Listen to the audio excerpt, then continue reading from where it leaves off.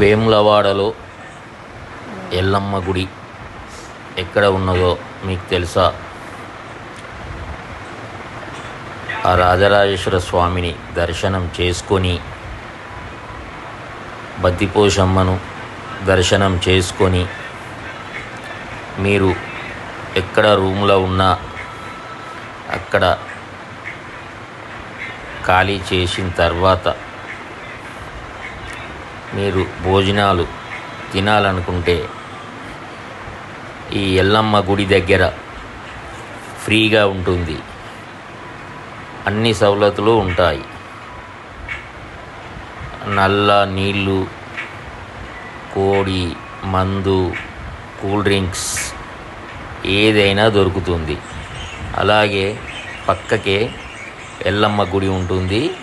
ఎంతో బాగుంటుంది. ఇక్కడ ఈ తల్లి మహిమగల తల్లి అని అంటారు. ఇదివరకు కొంచెం పాతగా ఉండేది. ఈ మధ్య రూపురేఖలు మార్చి కొత్త గుడిలా చేశారు.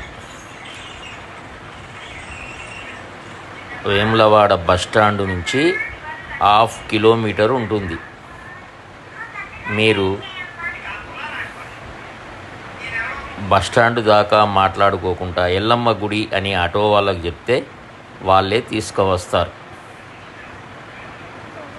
ఇక్కడికి వచ్చిన తర్వాత ఈ పరిసర ప్రాంతాలను చూస్తే ఎంతో బాగుంటాయి. ఎల్లమ్మ గుడి దర్శనం చాలా బాగుంటుంది. ఇక్కడ పట్నాలు వేస్తారు.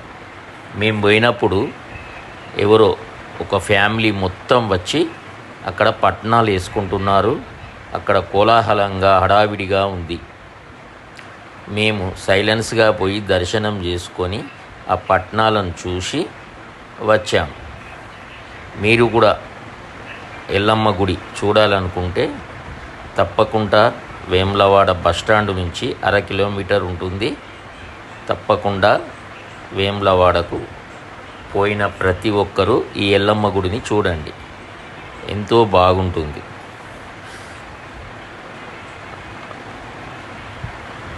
అందమైన ముఖద్వారం.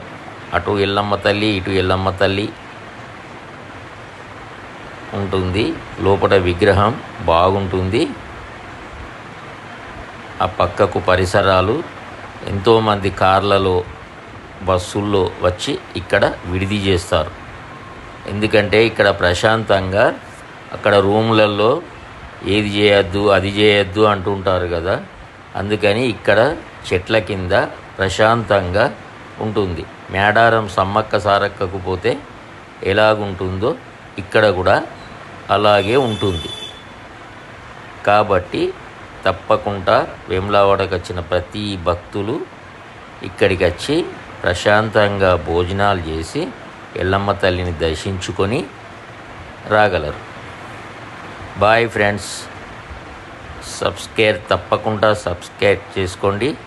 ఒక లైక్ కొట్టండి, ఒక షేర్ చేయండి. బాయ్.